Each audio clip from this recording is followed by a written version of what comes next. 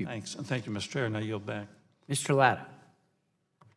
Well, thank you very much, Mr. Chairman, for holding today's hearing. This is very, very important when we're talking about cybersecurity and also the emergency response. But before I do, and I know he's stepped out right now, but I just want to recognize Mr. McNerney from California, who's been working with me and all the hard work that he's done on the issues, especially with grid security.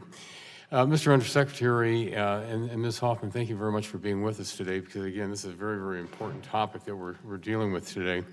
But if I could start with, in your testimony, you noted that securing the electric sector supply chain is critical to the security and resilience of the electric grid, and products must be tested for known vulnerabilities in order to assess risk and develop mitigations. Would you explain the consequences of having a device or a component in the electric system that poses a cybersecurity vulnerability, and are there, more importantly, or do we have the adequate measures right now in place to protect that supply chain? Great question, and thank you very much for it. Our supply chains probably would be our most vulnerable areas, and by supply chain, it could be any component part, that any of our energy partners, would rely on. That could make our entire system vulnerable if point of entry could be on what you think is a routine software program, perhaps to do accounting, for a supplier of valves, for example. Okay, so the importance has been noted in a couple of ways. NERC has already proposed CIPS, the Critical Infrastructure Protection Standards, which is pending at FERC to address this very supply chain issue with respect to, the agencies that's responsible for developing our mandatory reliability provisions for the electricity grid. And this administration, in fiscal year 19, has requested additional money so that we, with our labs and our experts, can similarly test these products for their vulnerabilities, and we can mitigate those vulnerabilities. So we can make the whole system stronger by really addressing those most vulnerable, if you will. Also in your testimony, you referenced the budget proposal to invest in testing of supply chain components and systems, and under the CyberSense bill, seeks to authorize a related program focused on identifying and promoting cybersecure products using the bulk power system. Again, would you elaborate on the work that the DOE is doing to test the supply chain components and systems? And also in the follow-up of that, how does the quality control for supply chains help in ensuring that cybersecurity? I'll allow Pat has more experience directly on this. So through the Electric Sector Coordinating Council and our discussions with industry, the supply chain need has been highlighted as extreme importance, and so I appreciate the committee's efforts in this area. What we're looking at is actually partnering with industry to test and do a pilot program to test several components that are critical in the industry, to do a deep dive testing of the components and subcomponents. What the industry would like to understand is all the vulnerabilities so they can assess their risk and the risks that they are facing. So part of what the NERC standards also emphasizes is the disclosure of vulnerabilities and the continued testing. One of the things that we want to emphasize is as we're looking at testing of components, there may be a new vulnerability or a new threat vector that's discovered tomorrow. So what should be institutionalized is a process for continual improvement in cybersecurity.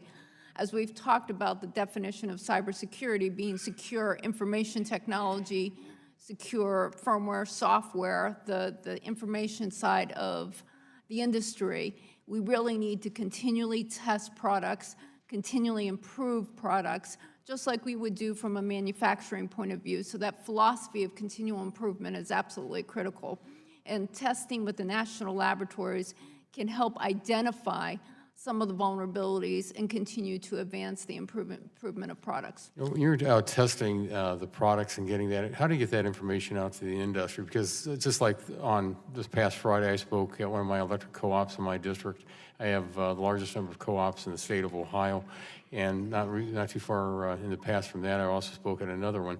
But how do you get that information out, especially with these products, to make sure that they know that they're A, available, and B, that they're tested and they ought to be utilized once once they're approved. So the goal is to get the information out through the supply chain community, and I'm sure the next panel will talk about that in details of having that disclosure and that collaborative relationship with the industry, with the mitigations and the solutions.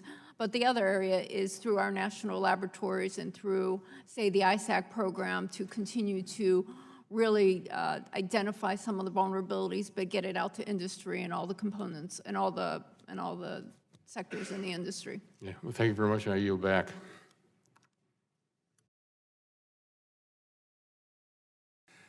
It's now a privilege to represent the neighbor to the south who guards my border, Mr. Latta. Well, thank you very much, Mr. Chairman, and I appreciate our panel for being here. And again, this is a really important hearing that we're having today because it affects us all. Mr. Pitzer, if I could start with my questions with you, if I may, please. In your testimony, you state that you support a voluntary cybersecurity evaluation of products used in bulk power systems, such as the program described in H.R. 5239, CyberSense. One point you raise is that once products are sold, manufacturers often don't know where or how these components are used, installed, or operated. You suggest that asset owners should maintain a system of tracking products. Would you explain in detail why it's important to track these products? So as we look at the evaluation of cybersecurity threats of different components and how they're assembled in the field, manufacturers, once they have sold a product, they're assembled in the field, they're not necessarily aware of who purchased them and how they were assembled. And so the tracking concept here is to have a database and that could be shared so we'd be more familiar with where products have been placed, how they've been assembled, how they've been installed, how they've been commissioned, so that if patching is necessary due to a cyber-related event or testing for that product, we would then be able to contact the asset user as to what patches should be installed and how they should be installed. Okay.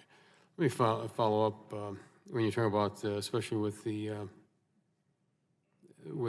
database, because in their section 2B2 of the CyberSense bill establishes a cybersecurity vulnerability reporting process and related database for products and tested and identified as cybersecure under this program.